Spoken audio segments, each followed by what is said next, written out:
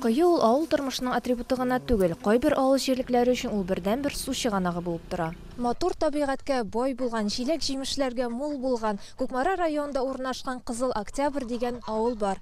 Әмма шушы матурлыкны рәхәтләнеп тоеп яшәр өчен су булмау комачау итә. Җәйге вакытта авыл халкы бакчаларга суны савытларга җыелган яңгыр сулары һәм кыюдан ташыган су белән сибәләр. Бер тамчы су бер чиләк алтыннан да кыйммәтрәк. Эчәргә яраклы суны чишмәдән алып киләләр. Мөмкинлеге булган һәр кеше үзенә генә түгел, ә өлкән яшьтәге күршеләргә дә су китерә. Авыл халкы заманча кер юу, савыт-саба юу машиналары һәм башка уңайлыкларга ия буласы килә. Әмма булар барысы да әлегә шулай ук хыял булып кала. Насыл төшерәбез, шлангы сузып, мунчага беренче агылсаң, малларга булмый инде.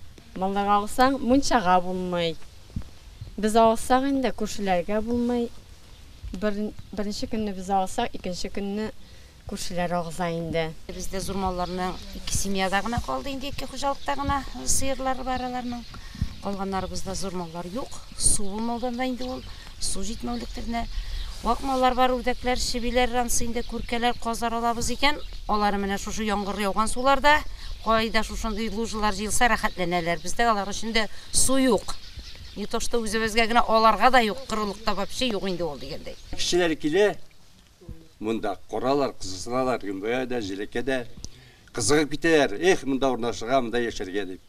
Ну, кайсы берсе менә килеп, уже национальный монда күчәм, монда җан алам, урын алам дип, суны беләләр дә, монда су юк икән, булмый диләр. Ничектә сусыз булмый инде? Иртә тотсаң су кирәк. Кич ятканда да су кирәк. Любой вакыт су кирәк бит инде. Яшәрик без монда әйбәтләп. Әле может балалар да кайтырга. Су юк монда, менә шунсы. Су бит инде үзегез беләсез. Су бөтен нәрсәнең башы бит инде ул. Сусыз берәр үсми дә, итми дә. Кызыл Октябрь авылында бүгенге көндә 8 хуҗалыкта 18 кеше яши. Әлегә авылда иләргә су кертелмәгән. Халык урамдагы һәм үз хуҗалыкларында казыткан кыйлардан файдалана. Авылга су трассасы сузу өчен үзара салым акчалары хисабына быел проект әзерлибез.